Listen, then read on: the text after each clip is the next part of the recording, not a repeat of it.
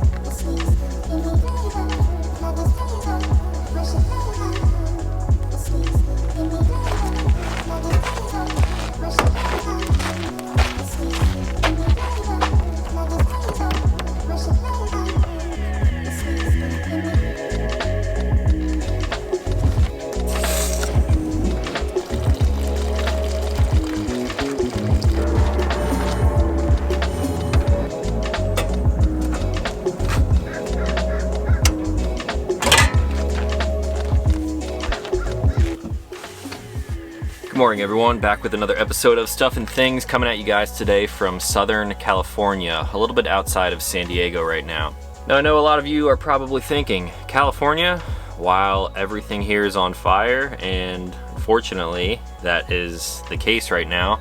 But I've done a fair bit of research, and I think I have a good idea of where I can go that's still going to be safe, and eventually I'm going to be traveling up into the Pacific Northwest after this, so for the next week or 2 or 3, however long I'm here in California for, I'm just gonna use extra caution when traveling because, of course, these fires are affecting a lot of stuff around here. So as you guys can tell, I'm actually at a campground right now. On my drive from Las Vegas to Southern California yesterday, I've been looking for a dump station to dump all of the tanks in my van. 21 gallons of gray water and a 5-gallon cassette toilet, and everywhere I went they were charging like $25. 25 bucks typically lets you dump all of your dirty water and fill up with clean water, and $25 is okay if you are in a $1 million Class A RV. However, I only have 26 gallons to dump and 21 gallons to fill up. I made it all the way down here to Southern California, and this was my last stop closest to the destination that I'm going to be heading to today. And their price was still $25, and I was like, okay, well, how much would it be to actually stay here at your campground? So for an extra $20 on top of their fee, I was able to hook up to the electricity, I was able to dump everything, fill up with water, and just use a normal site, which is sort of crazy that it's probably more cost effective to just stay here, but it was easier than finding some BLM land outside of this city area. You guys know I don't really like cities, but sometimes you have to come to a place like this if you want to maintain everything on the van. Now, with that being said, I'm going to try to be a little bit quiet out here because it is 6:45 in the morning. Oh no, it's 7 o'clock already. I actually got to get moving. This was my backdrop last night though. Nice little lake set up here. The weather was actually beautiful, and believe it or not, all these clouds right here are not smoke. It was not smoky at all when I got into town yesterday, and it's actually dewy out here, which is nice. Hopefully that suppresses some of the fires a little bit. So there's a string of 7 lakes here, a pretty popular place for people to come fish and things like that. It was a nice and easy night, made some dinner, and was really getting excited for what is coming today. I've been mentioning this for the past 2 months now, but I'm finally going to be taking the van in for a little bit of surgery today. So we're gonna do a quick walk around. I'm not gonna go into any specifics yet because I still need to meet up with this off-road company and see what we're actually going to be doing. It's really difficult to get a lot of parts for pretty much anything right now, so let's do a quick walk around and we'll highlight a few things. Here we have the Method race wheels, some BFG KO2s. Sitting behind there, you can see the leaf springs for the entire Sprinter van. It's stock Mercedes suspension. They're just 2 little metal bars there holding up this entire van. And of course this thing is pretty heavy. You can see right here I smashed up my exhaust on some rocks. I'll probably relocate that in the future, but not today. Up front here, stock Sprinter suspension, nothing fancy going on. On the outside, you guys know I already did my front bumper, rigid light setup with that, worn winch, 10,000 pounds. I actually got some orange Loctite for these shackles as well. So I was able to replace this one in Vegas, nice and shiny and new, and those things won't be going anywhere. Multicam wrapped hood up top there. Everything is stock for now. Of course, debadged everything because, you know. On the side here, we got all the sponsors. Shout out to Multicam, Travax, Worksharp, DCA, Q, all the people who support what I do, and I support what they do because they are some awesome companies. So something over here might change, and then on the back here, something may also change. Dude, I must have smashed this up too in Moab. That is supposed to be flat. I must have banged that off of a rock. It's not supposed to be up at an angle like that. So that is what we're working with for now. I'm going to head over to the off-road shop. The SATvan is basically going to be like the SATvan 2.0 after this. Alright guys, we are here today at Agile Off-Road. This right here is John, one of the owners of this place, and if you know anything about off-roading when it comes to vans, specifically Sprinters and Ford Transits and stuff like that, you got people in this area who do interior stuff. These are the guys that you come to for anything exterior, and that's what I'm personally a fan of, making these vans more functional to get further off-grid into these really cool places. Now, behind me, the van already might look a little bit different to some of you, and these guys are going to be doing a ton of stuff this entire week. So today's video is actually going to span over a few days. But right now, we're going to walk you through one of the mods that we're doing, and it's actually adding a third solar panel to the roof. Right now, we got 200 watts of solar.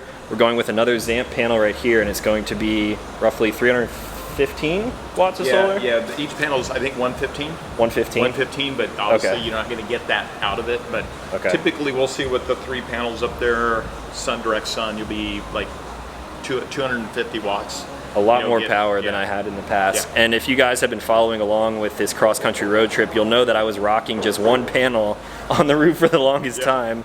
Just put the plug in, so now we have even more power. So I'm gonna let John sort of go through what we have going on here, and then you'll watch us do the install. All right, so we're going to be adding an additional 115 watt panel. These are made by ZAMP. They're made here in the US. The panels that are up there are the identical size. And then what we're going to do is, Winnebago's got them spread out like this, and then there's a vent. We're actually going to lift them up a little bit with this rail system, and then we're going to install one panel here coming off the front, the new panel here over the top of the vent. You'll still be able to open up the vent, and then the your existing third panel in the back. It looks real clean from the side. It all bolt on. You just got to get up there, loosen up all the hardware. We got 2 ladders here, one on this side, one on the other. And it goes fast with 2 people, or faster. So this is something that people are gonna be able to order online, or right Yeah. now they can? Right now they're not available online. We're just developing instructions and hardware packs, Okay. things like that. So this will be like one of the first instructional videos if you want to do this yourself at home. Yeah, we'll include some instructions. They're fairly do-it-yourselfer. It's just getting up and down off the ladder and dealing with some of the old parts up there, you know. Right on. So I guess the first step is going to be to get up there, loosen some things up, move And things we'll around. pull the panels off. Okay. Yeah, you want to pull the panels off and get them down here. Cool. Go. Let's get into it. All right.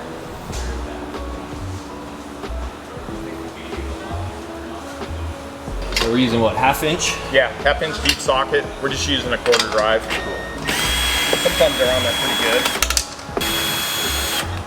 We'll prep these down here. Okay. Underneath, when we pull this panel off, you're gonna unplug it. From the panel? Yeah, from the plug there, leave the wire there. Cut the zip tie holding the wires to the... Yeah. Okay. Yeah, go ahead and cut that.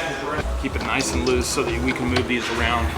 So what do you do to prep these panels now? So we're gonna add different hardware on there. So we'll add this bar to one of those and one of this. Okay. And then the other 2 we'll put these on each side. So it's all the mounting hardware. Yeah, it's all mounting hardware, and you want to do this down here on a table.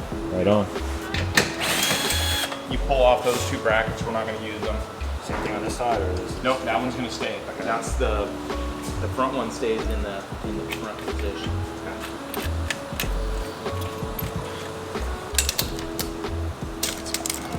Corners. I tend to get a lot of questions about solar panels in general, and to most people it seems like a pretty daunting task, but already this seems pretty straightforward. Kind of changing the mounting locations and then keeping things nice and neat. So now this is the middle panel, the new panel. This is the new bin, yeah. And so we're gonna put new mounting brackets on the side, and you want to install these little nuts here. These little, they call them a T-nut, I guess. Okay, so it has a little spring on the underside to keep it. Has a little spring on it, yeah. You got to you don't need to worry about position them fancy. They slide in there real easily, but. See, that's a little part where I would be doing this at home and they would go shooting around the garage and I'd lose them and just be pissed off. When I first started doing them, they can be kind of daunting to get out. Oh yeah, I can imagine that too. So we're gonna do that. We're gonna pull them out of the other panel because we gotta put them on the other side.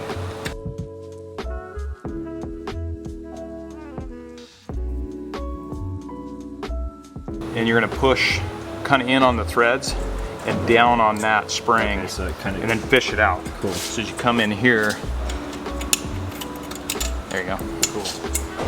I'm guaranteeing people will appreciate that because someone at home is doing this install and you can't get those things out. Well, yeah, if you try going the other way, it's possible that you end up damaging the spring. So, and then we're going to install these on these rails over here, so you can do one at a time and just pop them in so you're not losing hardware. Right on. And then same brackets as the window panel. Same brackets we did on the other one. Yeah, and you're going to get rid of all the steel brackets, and everything we're putting on is aluminum with stainless steel hardware.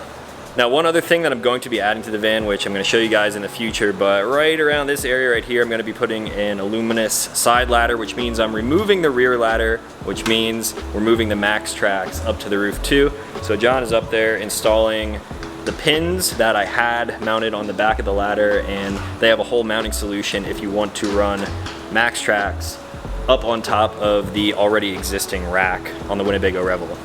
So these are as simple as just bolts that fit in there. Yeah, we're gonna slide a carriage bolt in here. Cool. Now we have the brackets from Agile right here going on, mounting up to carriage bolts that are sliding inside of these rails. All right, so the front panel is in place now with the new mounting hardware that we put on here. You simply use the existing ones up front and then put the little bolts in on the side. Now this panel has a little bit of an angle to it, and we can fit two more right here, right over top of the Max Air fan. Middle panel number 2. Middle panel. This side. Pro tip: when you're doing this by yourself, you basically have the panel just resting on the right side right now. When you're doing it by yourself, it's easy to do it that way. Put the bolts in, don't tighten them up all the way, and then just sort of do things catty corner like you would lug nuts on a car almost, and then it'll sort of straighten things out in the end. Now, just like we did on the first panel, we're going to take the wire. This is obviously the new panel, new wire. We're going to zip tie this to the top rail, and we're going to be plugging the SAE connector into the new port on the roof. This is the other one that was used. That was unplugged for forever. Be a good time to clean my roof right now. But whatever. Third panel coming up. The trick with this one is to plug it in before you get too far here. There we go. Okay.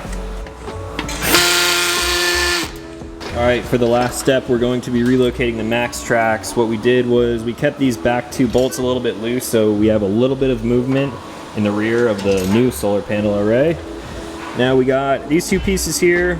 I don't even know what these are called. Max Track pin locks? They're pins. They're the pins that were previously on the back of the ladder. Mount them right up to here, and we'll set the Max Tracks on. It's going to be perfect because with the side ladder, it'll give me access to these. I can clean the panel super easily. Just a couple of bolts, tighten things down, put the tracks on, and we'll be pretty much done. That's it. There you go. Lock Solid on as can there. be.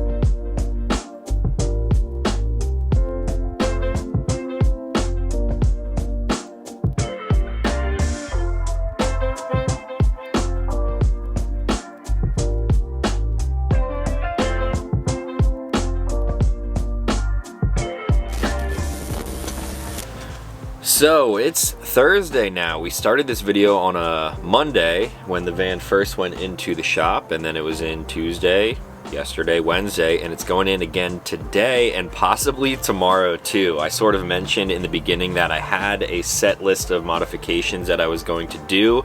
Well, the more I talked with the people here at Agile, the more I realized that there are a ton of benefits that I will absolutely be thankful for having in the upcoming months, because I'm going up north. It's gonna be cold, it's gonna be winter time. So I've tacked on a few different things. Luckily they were able to sort of squeeze me in for a little bit longer of a stay here at Camp Agile, since every night they're bringing my van out and I'm legit just like camping out here in the parking lot. So I'm super thankful for everyone here at Agile and John for allowing me to come in and film some of the stuff that you guys just saw. I've had some sort of interaction with almost their entire team here, and they've all been super knowledgeable and helpful. I've learned so much about the van and all of the systems in here that I didn't fully have a 100% comprehension of earlier. And now I feel like I know this thing in and out, and I feel like I could also work on it a little bit more myself if I wanted to. I'm not super knowledgeable when it comes to a lot of the electrical systems in vehicles like this, but now after watching these guys work, I have a way better understanding.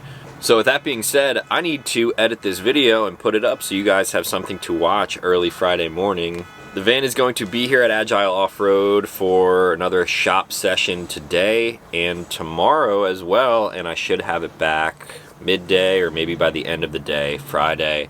And at that point, we'll be rolling around in the SATvan 2.0. You guys will see that in a future video. I will, of course, be bringing you guys a full walk around, detailed spec list of like everything that we've done while I'm here. And I'm excited to show you guys because I'm even sort of blown away with the functionality that we have added and are adding to the van. So if you want to check out anything that you saw here today, of course, links in the description down below. If you do speak with Agile and their whole team here in the future, let them know that I sent you, or just tell them that I said hi, because it's a great group of people and I really can't say enough good things about them so far. If you are new to the channel, consider clicking subscribe. I make new videos every single week, and as always, thanks for watching. I'll talk to you in the next one.